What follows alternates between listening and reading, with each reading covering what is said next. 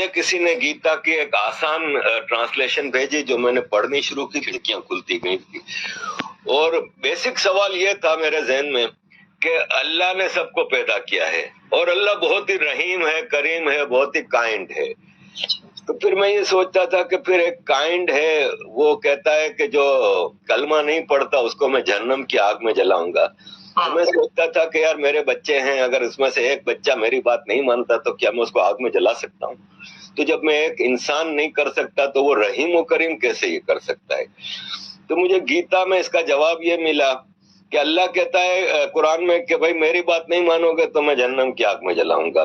گیتا میں بھگوان کرشن کہتے ہیں ارجن کو کہ میں نے تمہیں سارا گیان دے دیا، ساری باتیں سمجھا دی، اب یہ تم پہ ہے، تم مانو تو مانو، نہیں مانو تو نہیں مانو.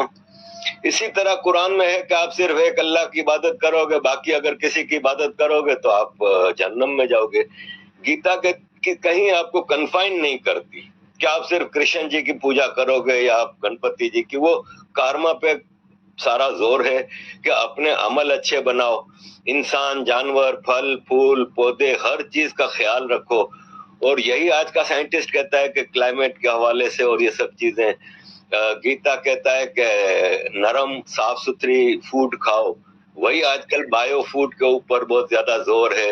تو یہ سارے جوابات مجھے گیتا سے ملنے لگے، اور پھر مجھے ایک خوبصورت دھرم سے انٹروڈکشن ہوا جس میں سارے انکلوسیو فیسٹیولز ہیں کہ آپ سارے فیسٹیولز، ایک تو فیسٹیولز کا دھرم ہے، اس میں کہیں کوئی مار کٹائی یہ وہ نہیں ہے، نان وائلنس ہے ٹوٹل. اور اس میں انکلوسیو ہے کہ آپ سب کو دیوالی کی برفی کھلائیں، آپ سب کے ساتھ مل کے ہولی منائیں، دیوالی منائیں، یہ وہ.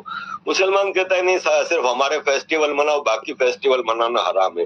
اس طرح کی کئی چیزیں مجھے کئی سیکھ ملی جس سے مجھے یہ فیل ہوا کہ یہ جو ہندو دھرم ہے نا، سناتن فلسفی، یہ ایسا نہیں ہے جیسے ابراہمک ریلیجن میں ہے کہ ایک آدمی آتا ہے اور کہتا ہے کہ میں جی ہوں پروفٹ، مجھے اللہ نے بھیجا ہے اور مجھے یہ کتاب دی ہے اور یہ آسمان سے اتری ہے اور یہ رولز آف لائف ہیں، یہ آپ نے ہر حالت میں فالو کرنے اور تلوار کے زور پہ.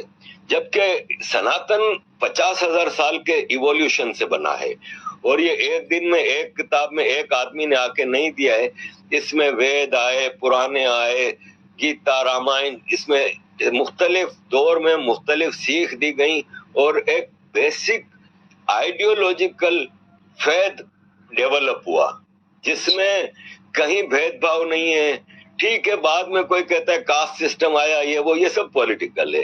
اور یہ جب انویڈرز کا زمانہ تھا، اس میں ان چیزوں کو زیادہ ایکسپلوئٹ کیا گیا تاکہ مالائن کیا جائے ہندوازم کو، اور ابراہمک ریلیجن جنہوں نے یہاں پہ انویژن کیے تھے وہ اپنے آپ کو یہاں پہ فیمس کر سکیں یا ایڈجسٹ کر سکیں یا آکوپائی کر سکیں. تو باقی ادروائز میں نے دیکھا ہے کہ جیسے عورتوں کے حوالے سے سب سے زیادہ مجھے مشکل یہ آتی ہے کہ دیکھیں دنیا کی 50% پاپولیشن ہے نا، وہ عورتیں ہیں، لیڈیز ہیں، فیمیل ہیں، مہیلائیں ہیں.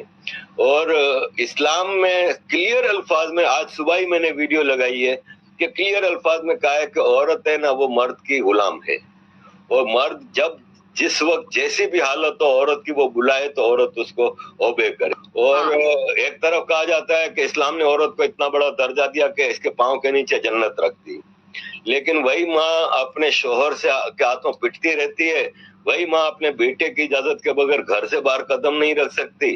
وراثت میں آدھا حصہ، گواہی آدھی. پروفٹ محمد کہتے ہیں کہ میں جب گھوڑے پہ بیٹھ کے اڑ کے آسمان جا رہا تھا اللہ سے ملنے کے لیے تو مجھے جہنم دکھائی گئی، تو جہنم عورتوں سے بھری ہوئی ہے.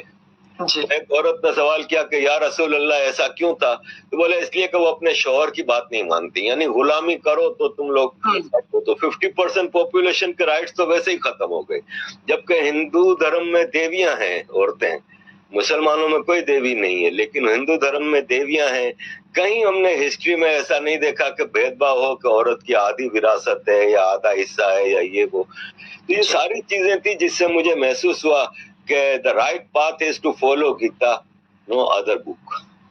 جی بہت اچھی بات ہے، مجھے تو بہت خوشی ہوتی ہے آپ نے اتنا اچھا مطلب گیتا کو سمجھنا، میں بھی بہت لیٹ سمجھی لیکن سمجھے تو پتا چلا کہ کیا تھا ابراہیمک ریلیجن اور کیا ہے یہ، اس کے بھید ہی ہمیں پتا چل جاتے ہیں۔